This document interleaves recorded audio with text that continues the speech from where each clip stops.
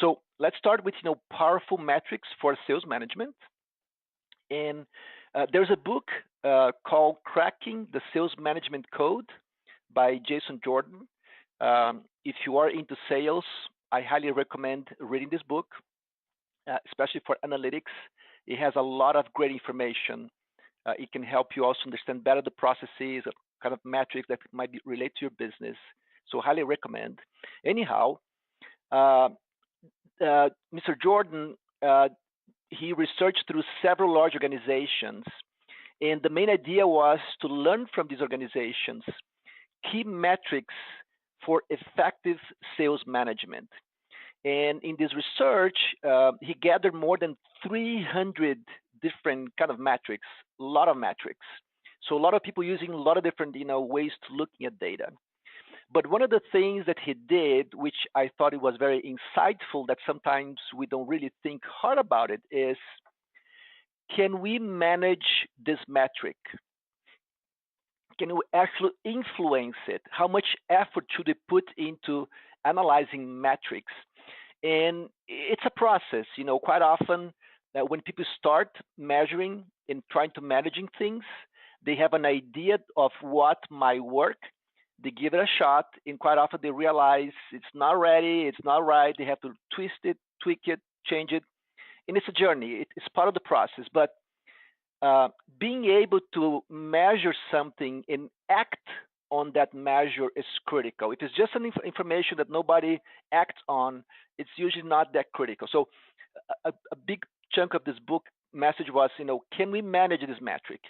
So he went through this whole research, and then he found out of those 300 plus type of sales metrics, there are three main types or buckets.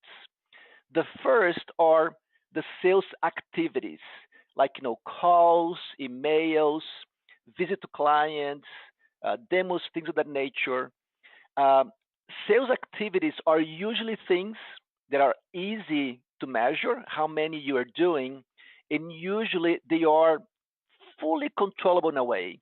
Make more calls, visit more clients, send more emails, why you're not reaching the goals of those things.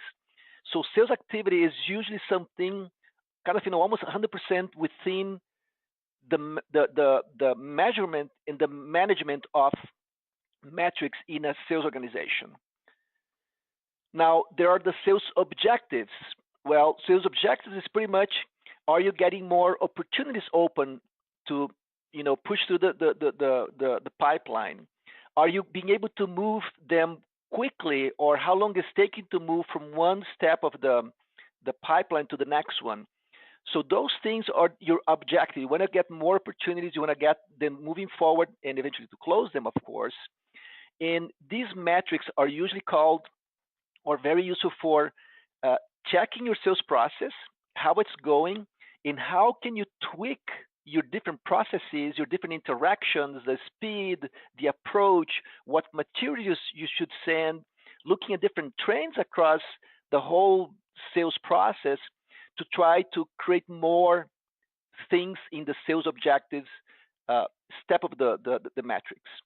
So these things you don't control fully, because to create an opportunity, the person might say, yes, send me a proposal. So in a way, you don't control the full process, but by looking at the sales activities and how efficiently you're doing things, you start to find pattern between or among things you do in getting more of your sales objectives into the sales process.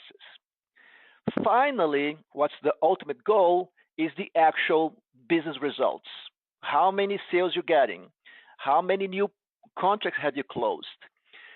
This is pretty much you're looking at lagging metrics. It's what you did in the past. You have no more control of what happened in the past because you're closed opportunities. So it's great for reporting. It's great to learn what happened, to see how you can do better in the future, but it's something that has already passed. So these are the three main types of metrics. And the interesting thing, if you check the book by Mr. Jordan, is that there is no one size fits all. What you should do. it's great to learn what options are available, what other organizations are doing, and try to start to experiment in your own sales process to see which ones can actually help you and your sales team do better. Anyhow, I want to do a quick poll to ask your opinion or your feedback. So let me just launch this poll. And if you please just tell which one of the following sales metrics you're actually measuring with your sales team and that you're actually trying to manage. So you're measuring and manage. So click all the ones that apply to you. And be sure to click the submit button.